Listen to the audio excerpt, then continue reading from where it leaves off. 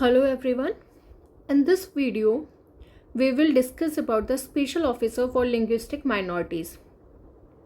My name is करिश्मा चौहान. हम start करेंगे linguistic minorities से.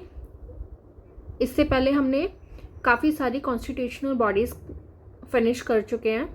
अगर आपको वो देखनी है आप वो भी देख सकते हैं, like attorney general, advocate general, okay, finance commission, UPSC, SPSC, election commission. Now let's start with the Special Officer for Linguistic Minorities. Originally, the Constitution of India did not make any provision with respect to the Special Officer for Linguistic Minorities. Linguistic Minorities का कोई special officer ऐसा कोई provision नहीं था जब हमारा constitution बना था. उस टाइम पर नहीं था, बट ये ऐड हुआ 7th constitution amendment act of 1956 से, जिसने इंसर्ट किया एक new article.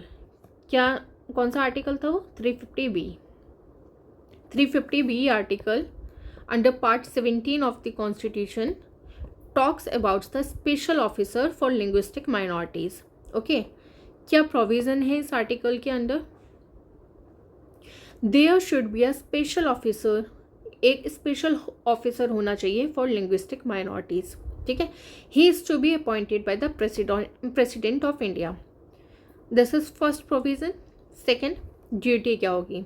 To investigate all matters relating to the safeguards provided for linguistic minorities under the constitution. वो सारे मैटर्स को इन्वेस्टिगेट करेंगे जहाँ पे लिंग्विस्टिक माइनॉरिटीज़ की सेफ गार्ड की बात होगी. ठीक है. तीसरा, he would report to the president. किसको रिपोर्ट करेंगे? प्रेसिडेंट को रिपोर्ट करेंगे. क्यों प्रेसिडेंट को रिपोर्ट करेंगे? क्योंकि वही अपॉइंट कर रहे हैं इन्हें. And the president should place all such reports before each house of parliament. President क्या करेंगे? After receiving the report, he should place the reports before each house of parliament. Okay. Constitution does not specify the qualification, tenure, salaries, allowances, service condition and procedure for removal. Constitution किसी चीज़ के बारे में बात नहीं कर रहा है. Constitution नहीं कर रहा है तो कौन करेंगे? प्रेसिडेंट करेंगे हमारे. Special officer for linguistic minorities was created in 1957. कब बना ये ऑफिस? 1957 में बना. ठीक है. 1956 में एक्ट आया, 7th constitution amendment act of 1956. तो 1957 में ये ऑफिस क्रिएट हुआ. हेडक्वार्टर कहाँ है? इलाहाबाद में. कहाँ है? इलाहाबाद में. कहाँ है? इलाहाबाद, उत्तर प्रदेश में. इसके 3 रीजनल ऑफिस हैं. बेलगांव जो कर्नाटक में है, चेन्नई जो तमिलनाडु में है, एंड कोलकाता जो वेस्ट बंगाल में है. ओके.